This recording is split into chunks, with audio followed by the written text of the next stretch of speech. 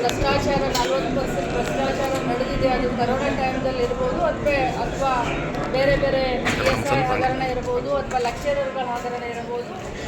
ಈ ಎಲ್ಲ ಹಗರಣಗಳ ಸೂಕ್ಷ್ಮವಾಗಿ ತನಿಖೆಯನ್ನು ಮಾಡ್ತಿದೆ ಅಂತ ನಾವೇನು ಜನರಿಗೆ ಆಶ್ವಾಸನೆ ಕೊಟ್ಟಿದ್ವಿ. ನಿನ್ನೆ ಬಂದು ಆಯೋಗದ ಮುಖ್ಯಸ್ಥರಾದಂಥ ಬಂದು ವರದಿಯನ್ನು ಹೊರಡಿಸಿದ್ದಾರೆ. ಇವತ್ತು ಕ್ಯಾಬಿನೆಟ್ ಇದೆ.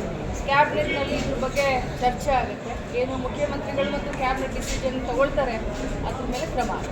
ಈಗ ನಟಿ ರಣ್ಯಾರಾವ್ ಕೇಸಲ್ಲಿ CID ಕೇಸನ್ನು ಸರ್ಕಾರ ವಾಪಸ್ ತೆಗೆದುಕೊಂಡು ಸಾಕಷ್ಟು ಚರ್ಚೆ ಆಗ್ತಾ ಇದೆ. ಅದು ನೋಡಿ, ರಣ್ಯಾರಾವ್ ಕೇಸ್ನಲ್ಲಿ ತಾವು ಏನೇನು ಮಾಧ್ಯಮದಲ್ಲಿ ತೋರಿಸ್ತಾ ಇದ್ದಾರೋ ಅಷ್ಟೇ ನಮಗೆ ಗೊತ್ತು. ನಾನು ನಿನ್ನೆನೂ ಕೂಡ ಹೇಳಿದ್ದೀನಿ, ಇವತ್ತು ಕೂಡ ಹೇಳ್ತೀನಿ. ನನ್ನ ಹತ್ರ ನನ್ನ ಇಲಾಖೆಯಲ್ಲಿ ಇಂಟೆಲಿಜೆನ್ಸ್ ಇಲ್ಲ. ಹೋಮ್ ಮಿನಿಸ್ಟ್ರಿಗೆ CM ಸಾಹೇಬರಿಗೆ ಇದ್ರ ಬಗ್ಗೆ ಗೊತ್ತು. ಬಟ್ ಒಂದೇ ಮಾತನ್ನು ನಾನು ಹೇಳಲಿಕ್ಕೆ ಬಯಸ್ತೇನೆ, ಸರ್ಕಾರದ ಯಾರೇ ಇದರಲ್ಲಿ ಇನ್ವಾಲ್ವ್ ಆಗಿದ್ರು ಕೂಡ ಅದು ತನಿಖೆಯಿಂದ ಹೊರಗೆ ಬರುತ್ತೆ. ಹೊರಗೆ ಬಂದ ಮೇಲೆ ಏನೇನು ಕ್ರಮ ಆಗುತ್ತೆ. ಮೇಡಮ್, ನೀನಷ್ಟೇ CM ಅವರು ನಾನೇ 5 ವರ್ಷ CM ಆಗಿರ್ತೀನಿ ಅಂತ ಹೇಳಿದ್ದಾರೆ. ವಿರೋಧ ಪಕ್ಷಗಳಿಗೆ ಬದಲಾವಣೆ ಹೇಳ್ತಿದ್ರು, ಅವರು ಒಂಥರ ತಿರುಗೇಟು ಕೊಟ್ಟಂಗೆ.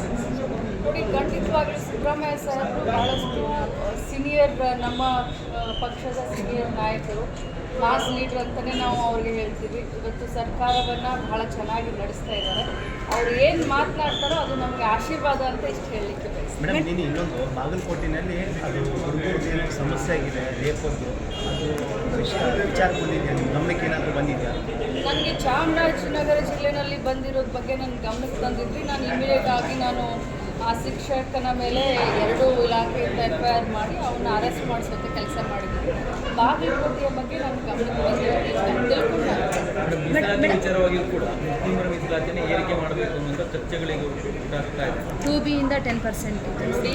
ಈಗ ನಾವು ಪಂಚಮಸಾಲಿ ಮೀಸಲಾತಿ ಕೇಳ್ತೀವಿ, ಬೇರೆಯವರು ಬೇರೆ ಮೀಸಲಾತಿ ಕೇಳ್ತಾರೆ. ಜನಾಂಗ ಬೆಳೆದಿರೋ ಜನಾಂಗದ ಯಾವ್ಯಾವ ರೀತಿ ಮೀಸಲಾತಿ ಬೇಕೋ ಅವ್ರು ಕೇಳುವಂಥ ಅಧಿಕಾರ ಹಕ್ಕು ಅವ್ರಿಗೆಲ್ಲರೂ ಸಿಗ್ತದೆ. ಭ್ರಷ್ಟಾಚಾರ 40% ಭ್ರಷ್ಟಾಚಾರ ನಡೆದಿದೆ. ಅದು ಕರೋನಾ ಟೈಮ್ದಲ್ಲಿ ಇರ್ಬೋದು ಅಥವಾ ಬೇರೆ ಬೇರೆ PSI ಹಗರಣ ಇರ್ಬೋದು ಅಥವಾ ಲೆಕ್ಚರರ್ಗಳ ಹಗರಣ ಇರ್ಬೋದು.